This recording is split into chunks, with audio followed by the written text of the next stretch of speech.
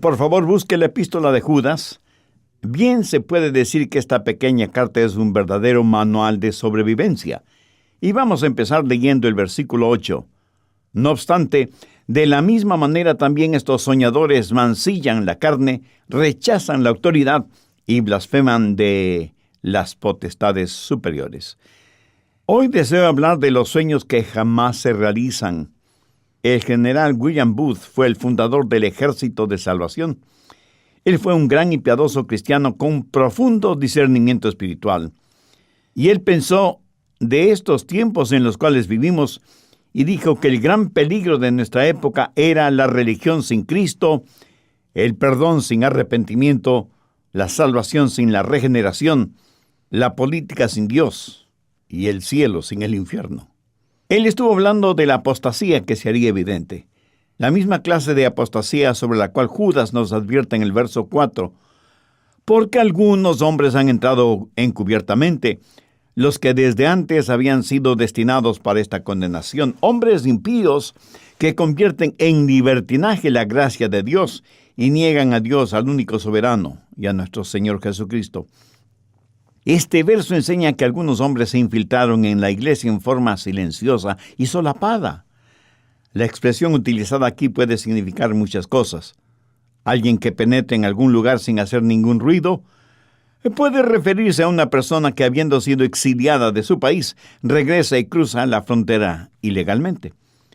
También puede significar las hábiles palabras de un abogado que las dice como al descuido y nadie repara en ellas, pero que más tarde forman la base de lo que está defendiendo o atacando. También puede referirse a alguien que, sin haber sido invitado, entra en alguna parte por la puerta lateral o por la puerta de atrás de la casa. No entra por la puerta principal porque no es un invitado, es un intruso.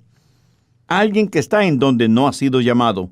Eso es lo que el liberalismo en las denominaciones y en las congregaciones hace.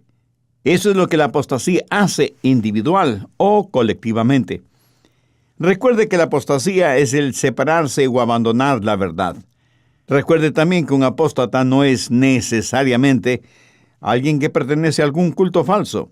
Eso es incorrecto, pero no le hace a uno apóstata. Apóstata tampoco es un incrédulo. Los incrédulos están perdidos, pero no son apóstatas. Un apóstata es alguien que, conociendo la verdad, habiendo recibido la verdad, la rechaza voluntariamente y comienza a ridiculizar esa verdad y niega a Dios. Convierte la gracia de Dios en libertinaje y por eso Judas está haciendo sonar la alarma. Judas quiso predicar un sermón evangelístico, pero el Espíritu Santo no se lo permitió. Más bien le dijo que debía exhortarles para que contendieran ardientemente por la fe que ha sido una vez dada a los santos. Note que en el verso 8 de Judas tenemos otra descripción de los apóstatas. Los llama prácticamente sucios soñadores. Y aquí él está hablando de una visión, de una conjetura, de algo imaginario. Judas está presentando un contraste. En el verso 3 de su epístola dice que debemos contender ardientemente por la fe que ha sido una vez dada a los santos. Aquí está haciendo referencia a la Biblia, a la palabra de Dios. Este cúmulo de verdades es por la fe, por la cual debemos contender. Hay una batalla por la Biblia, por la fe. En contra de esto están los sueños o las imaginaciones de los hombres. Esto no es algo que Dios ha revelado. Es algo que los soñadores han soñado, se han imaginado. Son movidos por su propia intuición, tienen su propia religión subjetiva, sus propias ideas existencialistas y por lo tanto desprecian la revelada palabra de Dios. A esta gente que tiene su religión hecha en casa y han desarrollado su propia teología y filosofía, Judas los llama sucios soñadores. Para entender esto, mejor vamos al Antiguo Testamento. Libro de Deuteronomio, capítulo 13, desde el verso 1. Cuando se levantare en medio de ti profeta.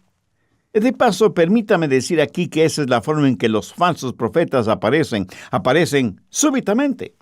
No han sido llamados por Dios, ni menos ungidos por Dios. Vanidosa y arrogantemente, ellos mismos se han ungido como profetas, apóstoles, maestros, patriarcas y quién sabe cuántos títulos más. Cuando se levantare en medio de ti profeta o soñador de sueños, y te anunciare señal o prodigio, y si se cumpliere la señal o prodigio que él te anunció, amigo, aquí debemos tener mucho cuidado, porque si se cumpliere lo que él dijo, podemos pensar, oh, esto realmente procede de Dios. Si se cumpliere la señal o prodigio que él te anunció, diciendo, vamos en pos de dioses ajenos que no conociste, y sirvámosles. No darás oído a las palabras de tal profeta, ni al tal soñador de sueños, porque Jehová vuestro Dios os está probando para saber si amáis a Jehová vuestro Dios con todo vuestro corazón y con toda vuestra alma. En pos de Jehová vuestro Dios andaréis, a él temeréis, guardaréis sus mandamientos. Y cuando aquí habla de sus mandamientos, habla de su palabra inspirada, revelada, infalible, dada una vez a los santos, y escucharéis su voz. A él serviréis, y a él seguiréis. Tal profeta o soñador de sueños ha de ser muerto, por cuanto aconsejó rebelión contra Jehová vuestro Dios, que te sacó de la tierra de Egipto, y te rescató de la casa de servidumbre, y trató de apartarte del camino por el cual Jehová tu Dios te mandó que anduvieses, y así quitarás el mal de en medio de ti. ¿Se da cuenta? Allá en el libro de Deuteronomio, Moisés recibió la orden de contender ardientemente por la fe. No deje que esos soñadores de sueños, con sus imaginaciones y sus visiones, le aparten de la verdad de la palabra de Dios. Los soñadores de los cuales habla Judas son los que tienen su propia subjetiva religión, que de ninguna manera es conforme a la palabra de Dios. Judas describe a estos soñadores de tres maneras. En primero, mancillan la carne. Permítame decirle algo acerca de los apóstatas. Generalmente están inmersos en pecados sexuales o alguna forma de lascivia carnal e inmoralidad. Un incrédulo puede no creer el Evangelio, pero normalmente es una persona moral, con las debidas excepciones, por supuesto. Estoy seguro que usted conoce a personas así, ¿verdad? Fieles con sus cónyuges, pagan sus cuentas a tiempo, son pulcros y educados, pero son incrédulos. Están espiritualmente perdidos. No conocen a Jesús en forma personal, pero no son apóstatas. Porque una de las marcas del apóstata es que vive en pecado sexual u otra clase de inmoralidad. Judas dice que estos soñadores mancillan la carne. En el verso 7 el apóstol menciona a Sodoma y Gomorra, ciudades de fornicación y de vicios contra la naturaleza, y en el verso 8 dice que de la misma manera estos soñadores mancillan la carne. Son sucios soñadores que viven en inmoralidad sexual. ¿Por qué un apóstata está más pronto a cometer inmoralidades sexuales u otra clase de pecados carnales que un incrédulo? Porque voluntaria y deliberadamente peca en forma habitual, cometiendo suicidio espiritual y ha ahogado su conciencia hasta la muerte. Ha perdido su brújula moral y nada quiere saber de la palabra de Dios. Es como un puerco que ha sido lavado y limpiado y sin embargo vuelve al chiquero a revolcarse en el fango, o como el perro que come su propio vómito. Y la Biblia dice que su último estado es peor que el primero. Y es peor porque es como si no hubiera jamás escuchado el Evangelio. Es peor que un incrédulo. Y la palabra de Dios dice que le hubiera sido mejor nunca haber conocido la verdad que haberla conocido y entendido y sin embargo haberla voluntariamente rechazado. Por ejemplo, un joven o señorita que va a estudiar en el colegio o en la universidad. Nunca ha sido salvo o salva, pero nació en un hogar cristiano, creció en una iglesia bíblica, a lo mejor fue parte del coro de la iglesia, asistió fielmente a la escuela dominical, fue miembro de la sociedad de jóvenes y todo lo demás, pero nunca recibió a Cristo como su Salvador. Él o ella conocieron la verdad, pero nunca nacieron de nuevo, nunca fueron salvos, y se metieron de lleno en el ambiente colegial o universitario y comenzaron a beber, a drogarse, a fornicar, porque en ese medio ambiente no tenían restricciones morales o éticas, y menos la restricción del Espíritu Santo. Al mismo tiempo comenzaron a sentir la influencia del pensamiento y la religión liberal. Y tuvieron profesores que se burlaban abiertamente de Dios y de la Biblia. Y todo esto halló eco en su corazón, y se complacieron viviendo un estilo de vida mundano e impío. Ahora, suponga que ese joven o esa señorita regresa a casa y les dice a sus padres: papá, mamá, yo ya no creo lo que ustedes y la iglesia creen. Ahora tengo una mente abierta y ya no creo en esas fábulas religiosas que me enseñaron. ¿Qué pasó con ese joven? ¿Qué pasó con esa señorita? Pues que se volvieron apóstatas muy educados. Recuerde, la apostasía y el libertinaje sexual van de la mano. Mancillan la carne, rechazan la autoridad de Dios y se rebelan contra la autoridad. Algunas ciudades del mundo son famosas por sus carnavales. Ninguna como Río de Janeiro en Brasil. En segundo lugar, creo que está Nueva Orleans, en el estado de Luisiana, en los Estados Unidos. Pero donde quiera que sea, el carnaval significa libertinaje sexual. El vivir días sin ninguna inhibición ética, moral, espiritual, adorando a dioses paganos como Baco, el dios del vino y la embriaguez, Isis, la diosa egipcia de la oscuridad, o Afrodita, la diosa griega del amor y la fertilidad. Los carnavales sirven el lado realmente oscuro de la naturaleza humana, que no conoce vergüenza ni recato, y en donde licores, drogas y libertinaje sexual se desbordan libremente como río caudaloso que se sale de su cauce. Los carnavales son una extraña mezcla de religión y paganismo, de afluencia y miseria, de corrupción elevada al nivel de cultura, en donde todo parece que entra en un estado de suspensión, dolor, culpabilidad, conciencia, valores morales y espirituales. Todo esto desaparece para practicar placeres mundanos sin restricciones. Lo triste es que todo esto tiene una connotación religiosa porque los carnavales se celebran justo antes de la semana de la Cuaresma, como la celebración de la llegada de la primavera, el regreso a la fertilidad después de la pausa del invierno y como el comienzo de la celebración de la muerte y resurrección de Cristo.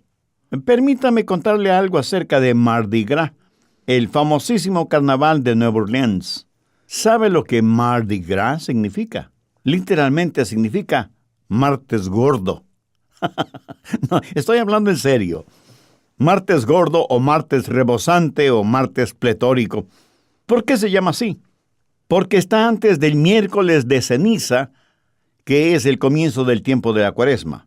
O sea, este es el tiempo cuando supuestamente nos preparamos para la semana de la Pascua, o la Semana Santa, si usted quiere. Y la gente pensaba que se iba a pasar todo este tiempo preparándose para la Pascua, pues ¿por qué no divertirnos a lo grande antes de la Pascua? ¿Por qué no tener un martes gordo antes del miércoles flaco? O sea, el miércoles de ceniza. ¿Por qué no tener un carnaval? Y carnaval significa adiós a la carne, al menos por cierto número de días. Así que decían: comamos, bebamos, bailemos y forniquemos todo lo que podamos. Y lo hacían en el nombre de su religión. Eso es lo que la apostasía hace.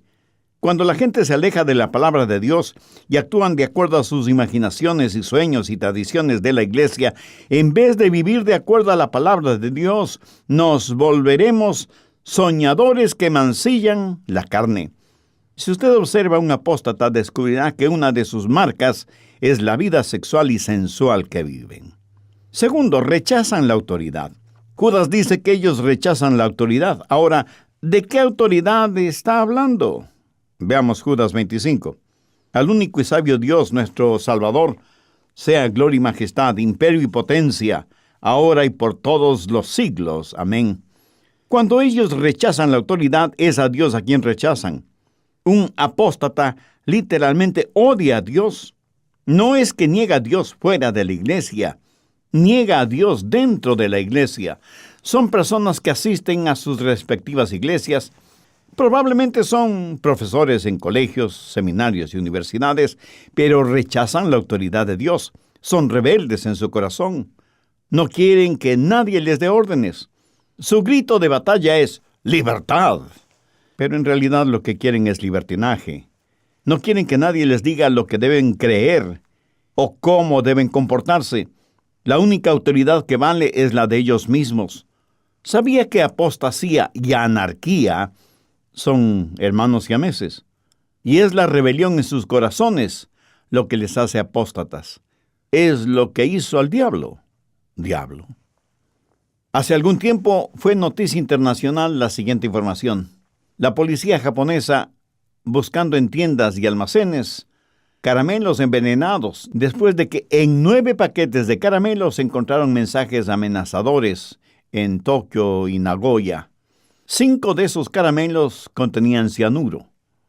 La policía dijo que esto era obra de un grupo identificado como el hombre con 21 rostros, y por lo menos 30 firmas comerciales del ramo habían sido amenazadas de esta manera.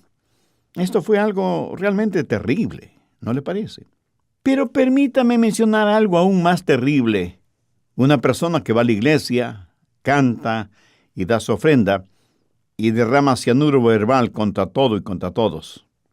Escúcheme, en la misma página del periódico y debajo de la historia de los caramelos envenenados, había otra historia informando acerca de la Iglesia Evangélica de Londres y diciendo que el sínodo de esa iglesia públicamente declaró que estaba buscando su alma colectiva, presionado por la reacción del público frente a las declaraciones de uno de sus obispos que dijo que tenía dudas acerca de aceptar literalmente la verdad bíblica sobre el nacimiento virginal, la muerte y la resurrección de Cristo.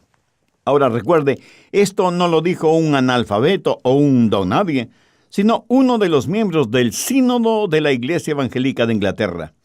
Este obispo incluso había sido profesor de teología en uno de los seminarios londinenses, o sea que enseñaba a otros.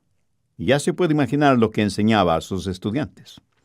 También declaró que los cristianos no están obligados a creer que Jesús fue divino y que la historia de su nacimiento virginal fue inventada para simbolizar la fe en Jesús y certificar que el evento fue un acto de Dios. Que todo no es más que una mentira inventada por alguien, porque aunque el hombre Jesús sí existió, hizo y dijo esas cosas, aunque incomprensibles y emocionantes, fue solo para darnos ejemplo. En otras palabras, como lo declaró un obispo, Jesús fue tan hereje como yo. El líder de un grupo evangélico laico quisieron tener un debate con este obispo y lo describieron como un cáncer que está carcomiendo a la iglesia. O bien se le podría describir como caramelo envuelto en cianuro. Ahora escuche, ¿qué es lo que dijo el arzobispo de este sínodo? O sea, el jefe de ese obispo. ¿Cree que le llamó la atención y le disciplinó? Asómbrese. Lo siguiente es lo que él dijo sobre su controversial obispo. El sínodo anglicano siempre ha favorecido la libertad intelectual y la independencia. Ahora, suponga que el jefe de la policía japonesa hubiera dicho, nosotros aquí en Japón gozamos de libertad para comer, y si la gente quiere saborear caramelos envenenados, no es nuestro trabajo el impedírselo, ni tampoco confiscar los caramelos con cianuro. Esa declaración hubiera sido ridícula, y ese jefe de la policía no hubiera permanecido en ese cargo ni 5 minutos más. ¿Cuán ridículas pueden ser las personas en la iglesia? La Biblia dice que los hijos de la oscuridad son más sagaces que los hijos de la luz. El arzobispo anglicano dijo que la iglesia no era como una escuela, en la cual se podía expulsar a un alumno para evitar que su maldad tenga influencia en los demás. Eso es rechazo de autoridad. No querer que nadie les diga, así dice la Biblia. No quieren cadenas de ninguna naturaleza. Por eso cada apóstata es un rebelde, aunque no todos los rebeldes son apóstatas. Los líderes religiosos apóstatas son los que están al frente de quienes se rebelan contra la autoridad establecida, sin necesidad ni siquiera de razonar su rebelión. Los apóstatas, primero, mancillan la carne. Segundo, rechazan la autoridad. Tercero, avergüenzan a los fieles. Judas 8 dice que los apóstatas blasfeman de las potestades superiores. La palabra potestad es la raíz de donde tenemos la palabra doxología, que literalmente significa cosas gloriosas y majestuosas. Pero para los apóstatas no hay nada glorioso ni majestuoso, y por eso se burlan de la palabra de Dios y del Dios de la palabra. Ellos, aunque han recibido la verdad, han repudiado y han ridiculizado esa verdad. Dicen cosas malévolas de las cosas gloriosas de Dios. Otra de las características de los apóstatas es que son hábiles con las palabras. Saben cómo burlarse de las cosas santas. No hay nada sagrado o santo que merezca su respeto, y esto no lo hacen afuera de la iglesia, sino dentro de la iglesia. Por favor, anote al margen 2 de Pedro 2, los versos 10 y 11. El apóstol Pedro habla del juicio de Dios sobre estos falsos profetas, y mayormente aquellos que, siguiendo la carne, andan en concupiscencia e inmundicia y desprecian el señorío. Atrevidos y contumaces, no temen decir mal de las potestades superiores, mientras que los ángeles, que son mayores en fuerza y potencia, no pronuncian juicio de maldición contra ellas delante del Señor. Pedro y Judas están hablando del mismo asunto, de los presuntuosos y autosuficientes que no tienen ningún temor de hablar contra las autoridades, cuando ni siquiera los mismos ángeles mayores en fuerza y potencia que todos ellos no se atreven a pronunciar juicio delante del Señor. Ahora, ¿qué quiere decir esto? Bien, miremos Judas 9. Pero cuando el arcángel Miguel contendía con el diablo, disputando con él por el cuerpo de Moisés, no se atrevió a proferir juicio de maldición contra él, sino que dijo: el Señor te reprenda. Permítame poner el trasfondo de esta historia. Hubo un argumento acerca del cuerpo de Moisés, quien, como usted seguramente bien lo sabe, murió prematuramente en el monte Nebo. Moisés cometió pecado de muerte y murió relativamente joven y prácticamente gozando de buena salud. Leamos lo que al respecto dice Deuteronomio 34:7. Era Moisés de edad de 120 años cuando murió. Sus ojos nunca se oscurecieron, ni perdió su vigor. O sea, murió en plenitud de fortaleza física y con visión 20/20. Ah, santa envidia. Pero quiero que note que debido a su desobediencia, él llegó hasta los linderos de la tierra prometida, pero no entró en ella. En Deuteronomio 34:4 leemos lo que Dios le dijo a Moisés. Esta es la tierra que juré a Abraham y a Isaac y a Jacob, diciendo: a tu descendencia la daré. Te he permitido verla con tus ojos, mas no pasarás allá. Ahora quiero que note toda la tristeza que está tácitamente encapsulada en el verso 6. Y lo enterró en el valle, en la tierra de Moab, enfrente de Bet-peor, y ninguno conoce el lugar de su sepultura hasta hoy. Y pudiera ser que alguien me pregunte: pastor, ¿quién enterró a Moisés? Pues mi amigo, eso no lo sabemos. Pudo haber sido el arcángel Miguel, porque el arcángel fue enviado a ese lugar. Pero esto es solo una suposición, porque la realidad, por lo menos nosotros no la sabemos. ¿Pudo como no pudo haber sido así? Yo no lo sé, usted no lo sabe, nadie lo sabe excepto Dios. Y eso para mí es más que suficiente. Hay un libro apócrifo llamado Las Suposiciones de Moisés, que dice que aclaran todas estas cosas. Pero como es un libro apócrifo, significa que nadie sabe quién lo escribió y que no es inspirado por Dios. Pudiera ser que contenga alguna o algunas verdades, pero no es un libro inspirado por Dios mismo. Sencillamente no lo sabemos. Pero sí sabemos que Moisés murió, que nadie sabe dónde específicamente está enterrado en el monte Nebo. Sabemos que hubo un argumento entre el arcángel Miguel y el diablo por el cuerpo de Moisés. De paso, permítame aclarar que no hay arcángeles. Solo hay un arcángel, Miguel, cuyo nombre significa uno que es como Dios. Y el arcángel Miguel y Lucifer, el diablo, tuvieron un argumento. Recuerde que el arcángel Miguel tiene la verdad y que Dios y la justicia están a su lado. ¿Piensa que Miguel impuso su rango sobre Lucifer? ¿O que Miguel habló despectivamente al diablo? No, no lo hizo. La Biblia dice que el arcángel Miguel no presentó burladoras acusaciones contra el diablo, sino que con toda sobriedad, seriedad y autoridad digna y sencillamente le dijo: «El Señor te reprenda».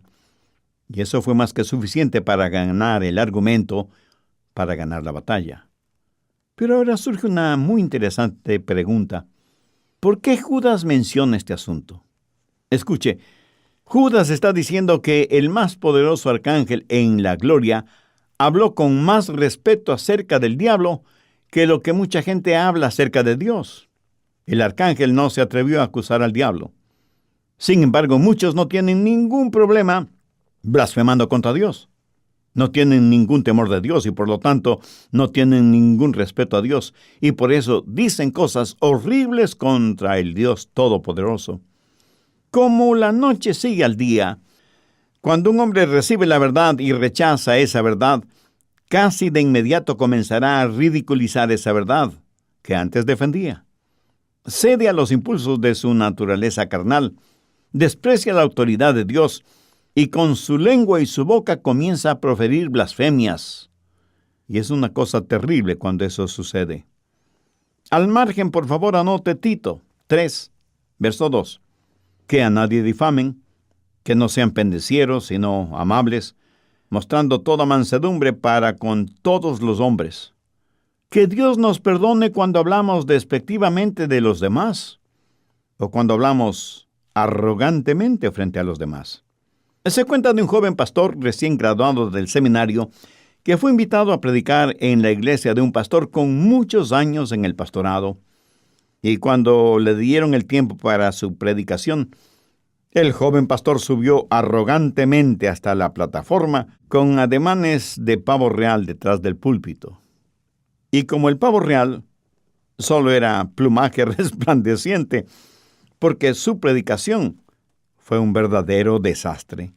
Predicó desde Génesis hasta Apocalipsis en menos de 45 minutos, tratando de abarcarlo todo, pero sin decir absolutamente nada. Y cuando terminó su mensaje, rojo de vergüenza, bajó de la plataforma con su cabeza agachada. El anciano pastor de la iglesia, con la sabiduría y la experiencia que da el haber caminado largo tiempo con Dios y en los caminos de Dios, se le acercó, le puso un brazo sobre sus hombros y pastoralmente le dijo: «Hijo, si hubieras subido como bajaste, hubieras bajado como subiste».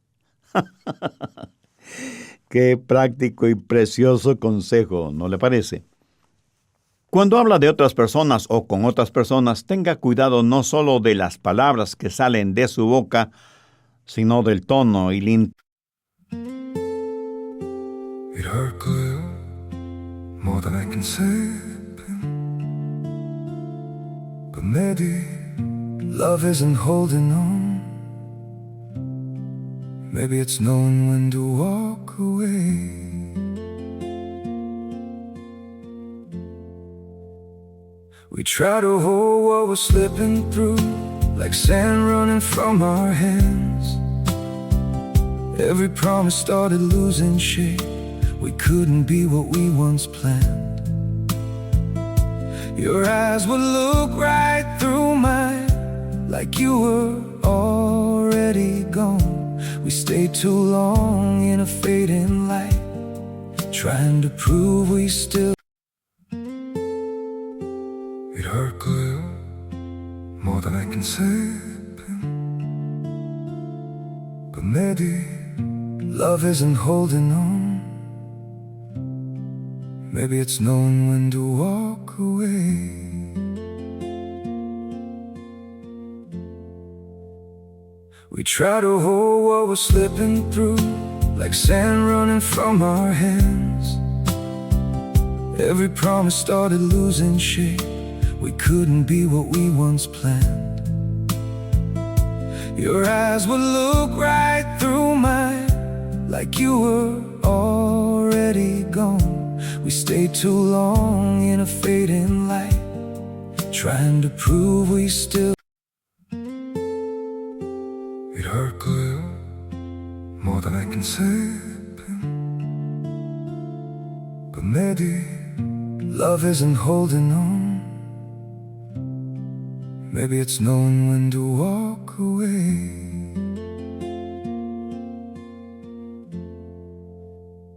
We try to hold what we're slipping through, like sand running from our hands.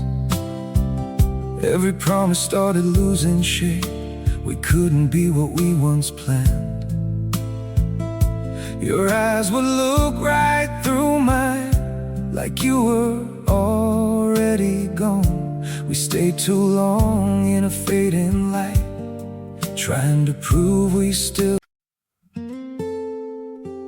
It hurt clear, more than I can say.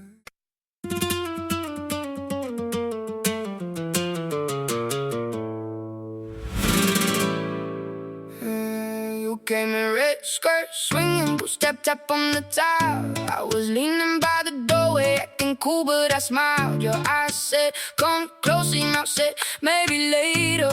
I caught that quick little fire like a match in paper. Hey, hey, don't tease me, that look is a dead. Hands up, heart racing, you know I'm there. Hey, hey, say my name, make it sound like a song. One step, two step, and the whole room gone. Palmers on my name, palmers on my name.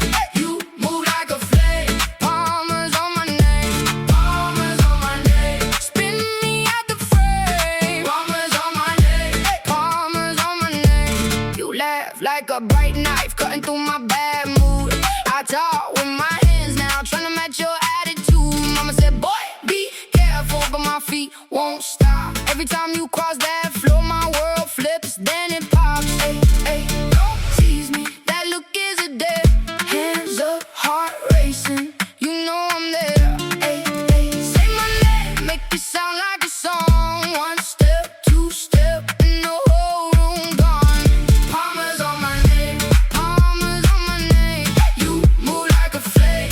Palmers on my name, palmers on my name. Spin me at the frame. Palmers on my name, palmers on my name. Break it down, let the floor breathe. Just your heels and my pulse.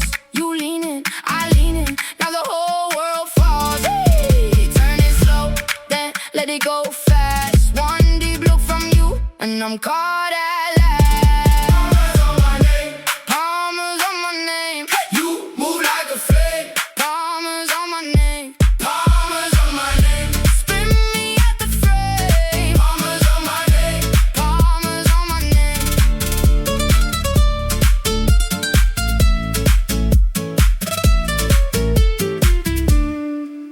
Tensión con las que dice. Independientemente de con quién hable, no sea usted parte de aquellos que rechazan la autoridad y blasfeman de las autoridades superiores. Porque a estos la Biblia los identifica como sucios soñadores, como apóstatas, y lamentable y tristemente, el mundo y las iglesias están llenos de ellos. Entonces, ¿qué debemos hacer? Como cristianos debemos contender ardientemente por la fe. Y eso significa que debemos saber con toda seguridad qué es la fe. Que debe entender bien lo que cree y sobre todo en quién cree. ¿Cómo podría usted defender una fe de la que no sabe absolutamente nada? Por eso es que usted debe ser miembro de una iglesia genuinamente bíblica y cristocéntrica. Usted debe procurar que su cónyuge, sus hijos y toda su familia sean salvos. Debe no solo orar, sino agonizar por sus hijos, por su familia espiritualmente. Nada es más devastador que criar hijos en un medio ambiente cristiano y más tarde ver que se vuelven apóstatas. Porque casi es literalmente imposible hacerles volver al camino de la verdad. Con angustia en mi corazón he visto muchos casos así. Los apóstatas son nuestros enemigos gratuitos porque, como viven en profunda vileza moral y espiritual, cuando usted les quiere hablar o habla con ellos de cosas de Dios y de la Biblia, ellos se burlarán de usted, de su Dios y de sus creencias bíblicas. Pero note algo interesante. No es que dejan de ser religiosos, sino que buscan una iglesia que se amolde a su libertinaje, y cuando la encuentran se hacen miembros de ella para seguir juntamente con otros libertinos, burlándose de las iglesias pasadas de moda, y que persisten en seguir enseñando y predicando de Dios y del Señor Jesucristo, y contendiendo por la fe que ha sido una vez dada a los santos. Judas, con su corazón destrozado, escribe su epístola para decirnos que debemos permanecer firmes en nuestra fe bíblica y que debemos estar atentos y vigilantes para no dejarnos sorprender ni amilanar por las burlas y el desdén de parte de los apóstatas. Permítame una palabra final de advertencia. Por favor, no se vuelva orgulloso ni arrogante porque conoce las verdades bíblicas o porque tiene a Jesús en su corazón y sabe que Jesús es el camino y la verdad y la vida. Sepa que todo lo que espiritualmente tiene es por la gracia de Dios. Y tenga siempre un corazón comprensivo y compasivo para aquellos que siguen perdidos en sus delitos y pecados. Busque ser parte de una iglesia que le enseñe, que le disipule, que le ayude a crecer espiritualmente, para que usted también pueda discipular a las personas que con toda seguridad Dios pondrá en su camino. Amigo oyente, anhelo que usted no sea un apóstata, que escuche este programa para burlarse de las verdades bíblicas que Dios me da el honor y el privilegio de enseñar por medio de estos estudios bíblicos radiales. Y si usted aún no tiene una relación personal con Dios por medio del Señor Jesucristo, ¿qué le impide hacer esa decisión espiritual ahora mismo? Si este mismo momento usted ora con sinceridad, con fe, depositando toda su confianza en el Señor Jesucristo, la Biblia asegura que al corazón contrito y humillado no despreciarás tú, oh Dios. Si está dispuesto a hacerlo, ore conmigo la siguiente oración. Amado Dios y Padre, gracias por las profundas verdades que has tenido a bien enseñarme por medio de este programa. Ayúdame a buscar siempre tu verdad, tal y como la has revelado en tu palabra. Sé que soy pecador y que a pesar de eso tú me amas y quieres salvarme. Señor Jesús, sé que tú entregaste tu preciosa vida en la cruz del Calvario para, con tu muerte, pagar la culpa de mis pecados. Con gratitud te invito ahora mismo para que vengas a morar en mi corazón y seas mi Salvador y mi Señor. Enséñame cada día más y más de tu palabra. Perdona mis pecados y hazme un instrumento útil y de bendición en tus manos. Lo pido en tu santo nombre. Amén. Si usted hizo esa decisión, le invito para que nos escriba y nos cuente al respecto, y nos dé el honor y el privilegio de orar por usted y su nueva vida como creyente en el Señor Jesucristo.